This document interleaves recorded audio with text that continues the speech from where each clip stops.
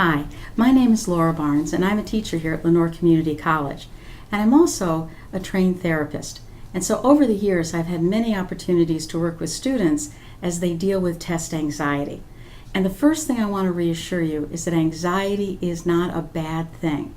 It can make you feel very uncomfortable, but it's telling you something. It's your mind and your body's way of working together as a team to tell you that you're feeling overwhelmed and that you may be having difficulty with this test you're taking. For some people, a little bit of anxiety is actually a very good thing. It makes you pay better attention, it makes you focus more carefully, but sometimes the anxiety can become so powerful that it affects you in a lot of ways. So in other words, it can make you feel physically sick to be very overwhelmed. And so you're sitting there, you're taking the test, and you realize that your stomach's upset, you feel like you might throw up, you're breathing differently, you're short of breath, you're sweating, and it's not hot in the room, and you just start realizing that physically you feel nauseous, faint, you might have tingling in your fingertips, and you start thinking, what's going on with me? I don't feel right.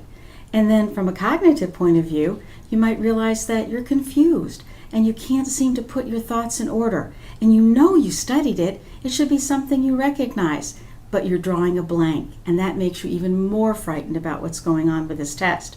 So your emotions are upsetting you as well, because now you're feeling more anxious, more worried about passing the course. What am I going to do if I fail? How am I going to tell people that I'm not doing well?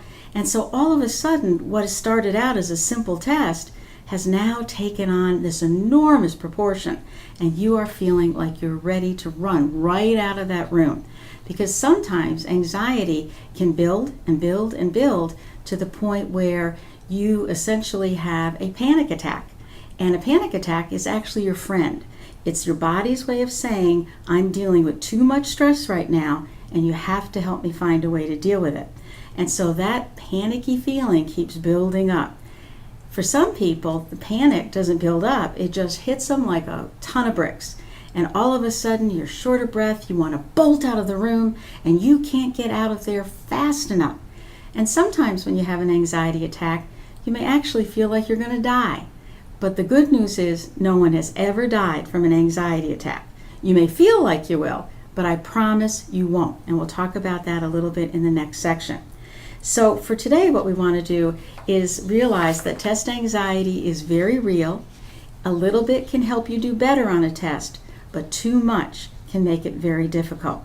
So what I want to do is talk about some of the things that you can do before the test that might help to soften some of those symptoms. And so for the physical area, the most important thing you can do is get a good night's rest. Try for 8 hours of sleep the night before. That morning, make sure you eat a good breakfast so your body has fuel to work with. If you're running on empty, it's like running on fumes, and that only makes your body panic more because it has no energy source.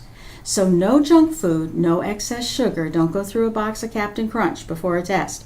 But what you want to do is have fruits or vegetables or egg or a healthy cereal. And believe it or not, that'll keep your blood sugar steady while you're taking the test, and you'll actually do better. Make sure you don't use alcohol or drugs before the test. It's only going to heighten your anxiety. And make sure that, for a few days before the test, that you get out and take a walk every day. Walk off some of that tension. Don't let it build up all the time. And on the day of the test, make sure that you have fluids. Make sure you're hydrated so that your body is operating at the best optimum level that it can. Wear comfortable clothes so your body can circulate blood well. And before the test even starts, sit at your desk quietly and take 3 deep breaths. That extra oxygen is actually going to relax your muscles throughout your body and gives your brain more oxygen so that you can think more clearly. So slow breathing, where you inhale slowly through your nose and then hold it and then exhale. And by deep breath, I mean breathe all the way down to your belly button so that you really feel it. And sit up straight, because when you're hunched over that test, you're actually pushing down on your lungs and there's less oxygen getting in there. So a good posture, but a relaxed posture, will actually make you do better. And if you know you're somebody who's anxious, get some gum. Chomping on gum helps to chomp away your anxiety. So you want to make sure that you do that.